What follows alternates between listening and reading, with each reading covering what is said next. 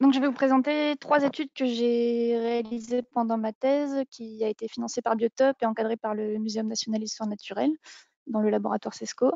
Et donc aujourd'hui, je vais parler de l'influence des traits biologiques des espèces sur les risques de collision entre chauves-souris et activité humaine. Donc vous connaissez peut-être ces tableaux. En fait, c'est les synthèses du nombre de cadavres de chauves-souris récoltés au pied des éoliennes à gauche ou sur les bords des routes à droite en Europe. Et en fait, ces chiffres-là ont motivé pas mal de monde à faire quelque chose pour réagir et mettre en place des mesures pour éviter, réduire ces collisions.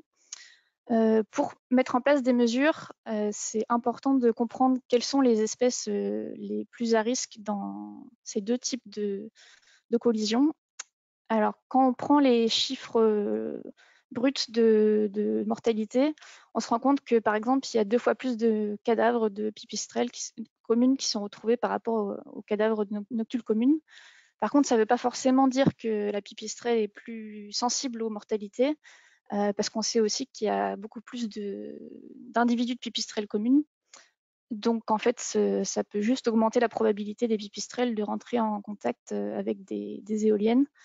Et donc, c'était un des objectifs de ma thèse, de développer des méthodes pour comparer la sensibilité des différences des espèces de chauves-souris aux collisions routières et éoliennes.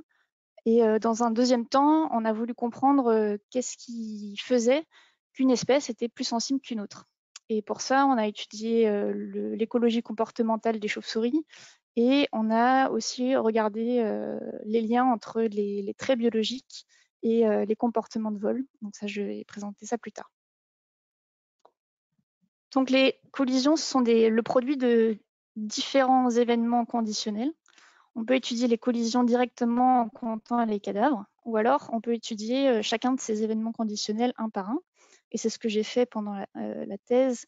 Donc, j'ai étudié la densité de population sur site en utilisant des enregistrements acoustiques qui donnent le nombre de contacts de chauves-souris par nuit. Donc, c'est une méthode qui permet de s'approcher de la densité de population. Pour étudier la probabilité de voler dans la zone à risque pour chaque espèce, j'ai aussi utilisé des enregistrements acoustiques, mais cette fois avec plusieurs micros, comme l'ont montré Kevin et Fabien. Et ensuite, pour étudier la probabilité des chauves-souris de voler dans la zone à risque de collision en même temps que le passage d'un véhicule, donc ça c'était seulement pour les collisions routières, j'ai aussi utilisé la trajectographie par l'acoustique. Donc, pour étudier les risques de collision, les collègues et moi-même avons équipé les mâts de mesure de microphones. Donc, un microphone au pied du mât de mesure et un autre au sommet. Ça permet d'avoir des positions sur une dimension sur l'axe vertical le long du mât. Et selon l'étude, on a obtenu des données sur 23 à 48 sites en France et en Belgique. Et selon les études, on a obtenu entre 3000 et 9000 nuits d'enregistrement. Donc comment ça marche Je vais aller rapidement. Donc, disons que la chauve-souris était de ce côté-là de la médiane entre les deux micros. Donc elle vole en altitude. Son cri va arriver en premier au microphone numéro 1 et ensuite un peu plus tard au microphone numéro 2. Donc en mesurant les différences de temps d'arrivée du son entre les deux micros, on peut savoir si elle était placée plutôt en altitude ou au sol. Et ça permet de calculer une proportion de passage en altitude pour chaque espèce. Donc ensuite, ce qu'on a fait, c'est qu'on a testé la corrélation entre cette proportion de temps passé en altitude pour chaque espèce et l'indice de sensibilité aux collisions. Pour savoir comment cet indice a été calculé, vous pouvez aller voir dans cette étude-là. Et ce qu'on a confirmé, c'est que les espèces de haut vol sont plus sensibles aux collisions éoliennes que les espèces de bas vol. Donc ça, c'était la première fois que c'était démontré avec des données empiriques. Et là, ensuite, on a voulu s'intéresser à qu'est-ce qui fait qu'une espèce est plus sensible aux collisions éoliennes en regardant vraiment ses traits biologiques. Donc pour ça, on a testé des corrélations entre la fréquence dominante des cris et le temps passé en altitude.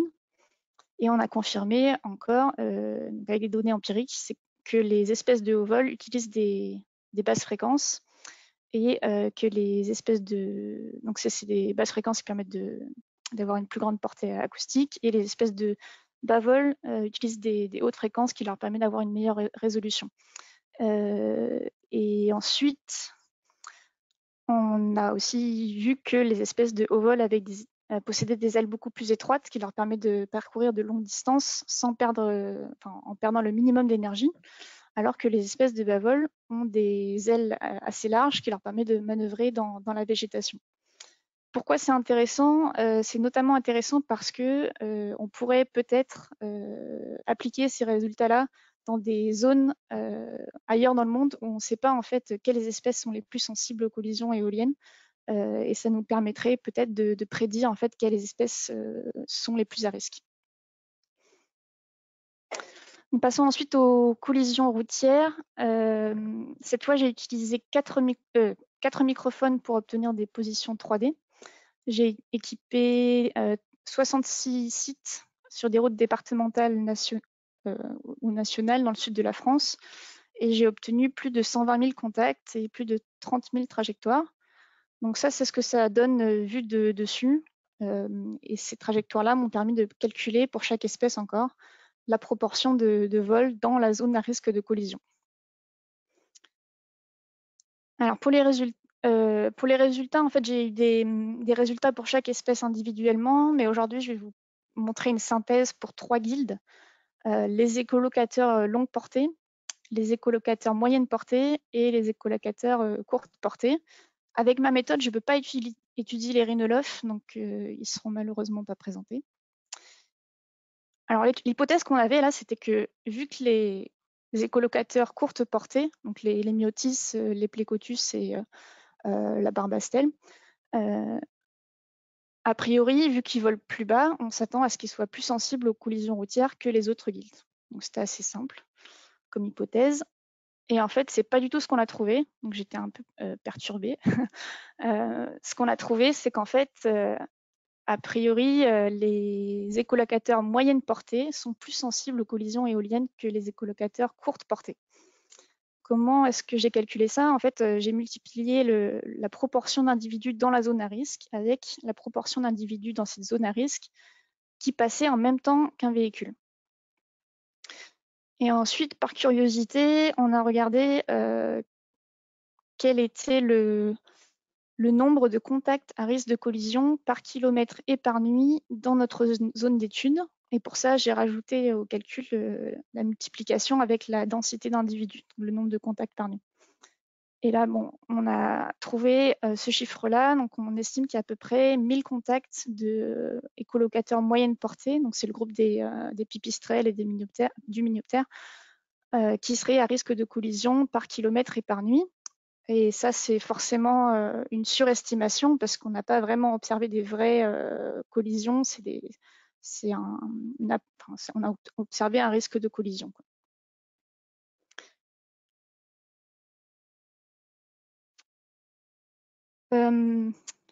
Donc en fait, on a voulu comprendre pourquoi est-ce qu'on a observé cette différence entre les deux guildes. Et pour ça, j'ai regardé à chacun des événements conditionnels, un par un. Et en fait, on se rend compte que les écolocateurs moyenne portée volent plus souvent au-dessus de la route et à hauteur de véhicule que les écolocateurs courte portée. Et deuxième résultat intéressant, c'est qu'ici, vous avez le nombre de véhicules par nuit sur l'axe des abscisses, et chaque trait ici, ça représente un site d'étude. Et sur l'axe des ordonnées, vous avez le taux de co-occurrence entre chauves-souris et véhicules. Donc en fait, plus on est en haut du graphique, moins les chauves-souris évitent les voitures. Et on se rend compte que la guilde qui évite le moins les voitures, c'est les écolocateurs moyenne portée, donc les pipistrelles et le minioptère, alors que la guilde des myotis, plécotus, semble plus éviter les voitures quand elles sont présentes. Donc on a vu que la distribution verticale des espèces expliquait bien les collisions, les risques de collision, non, les collisions éoliennes. et que les traits biologiques étaient liés à la distribution verticale. Par contre, concernant les collisions routières, on ne peut pas utiliser la distribution verticale des espèces directement parce qu'en fait, les écolocateurs moyenne portée volent plus souvent dans la zone à risque de collision et les écolocateurs moyenne portée sont plus souvent présents simultanément avec un véhicule que les autres guildes, et enfin que la guilde de courte portée.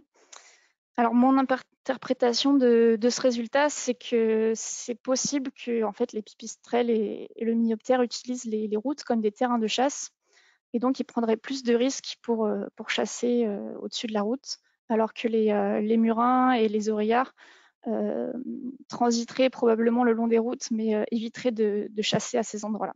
Donc ils seraient plus prudents, entre guillemets.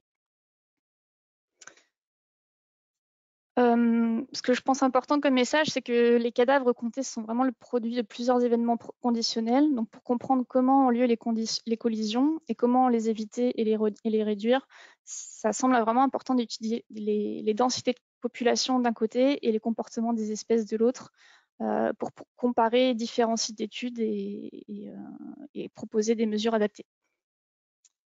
Je tenais à remercier mes super encadrants et tous les experts chez Biotop qui ont travaillé sur les mesures et qui ont récolté et analysé les données, et à tous ceux qui m'ont aidé sur le terrain route, en particulier mon stagiaire Bruno Sanchez. Et je vous remercie tous pour votre attention.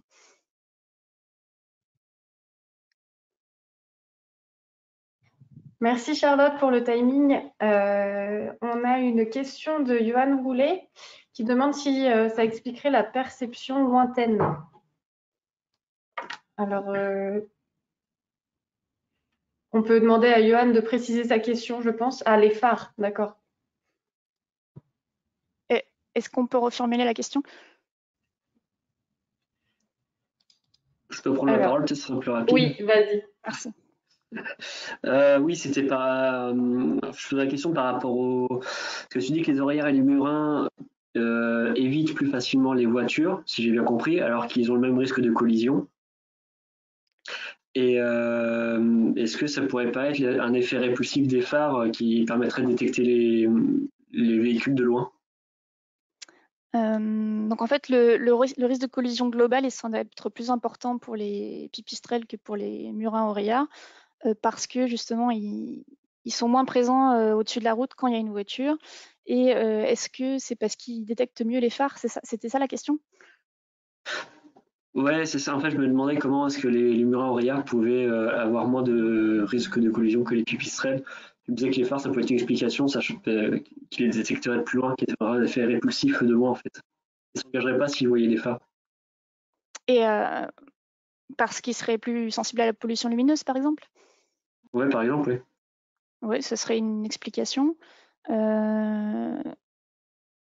Alors peut-être enfin, je ne vais pas m'avancer sur qu'est-ce qu'ils pensent des routes. Est-ce qu'ils perçoivent ça comme un danger ou comme une nuisance, en fait? La question est ouverte à mon avis. Et ouais, je sais pas exactement comment est-ce qu'ils perçoivent ça. Mais peut-être les phares, elles sont perçus à cause de la lumière comme un danger. Peut-être le bruit aussi, que dans cette guilde-là, on a plus de glaneuses qui repèrent les proies à l'oreille. Donc le bruit peut être dérangeant, comme ce qu'avait montré Fabien pendant sa thèse, qu'il y avait un évitement enfin, une perte de qualité d'habitat autour des routes, particulièrement pour ces espèces-là. Alors, Sébastien Rouet indique que les chauves-souris repèrent les phares. Ça a été observé sur le franchissement de l'A65, surtout pour les myotis. Ok, mais je connaissais pas cette étude. Super. Alors, on a une autre question de Cécile Echer. Est-ce que les écolocateurs moyens ne sont pas les plus abondants et c'est pour cela qu'on trouve ces résultats pour les routes? Et justement, en fait, je me suis intéressée à étudier ce résultat sans prendre en compte la densité de population. Mince. Ah.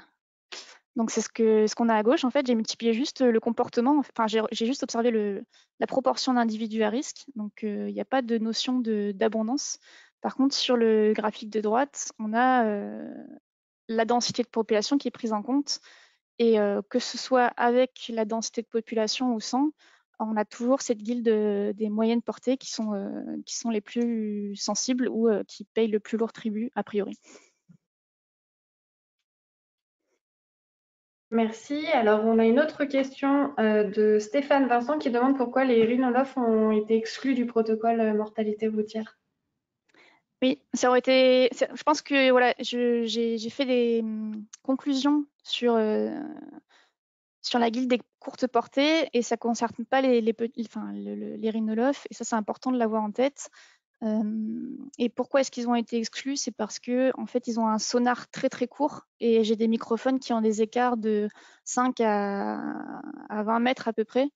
Et donc c'est quasiment jamais arrivé d'avoir le même cri capté par les 4 micros à la fois. Donc je peux pas savoir où sont passés les rhinolophes sur la route. Et enfin, on a une dernière question de Fabien Clairaut qui indique que l'effet est tellement important qu'il y a plus de chances que ce soit le bruit plutôt que les phares, mais qu'actuellement, il n'y a rien qui le démontre. Ouais, Après, ça c'est une perspective intéressante. Je pense que les phares, ça peut avoir un effet très instantané en fait, et le bruit, ça peut avoir un effet un peu longue durée et sur une plus grande zone, mais bon, à regarder quoi. Ouais. Plus d'autres questions apparemment. Merci à chacun des intervenants. Merci Charlotte pour cette présentation.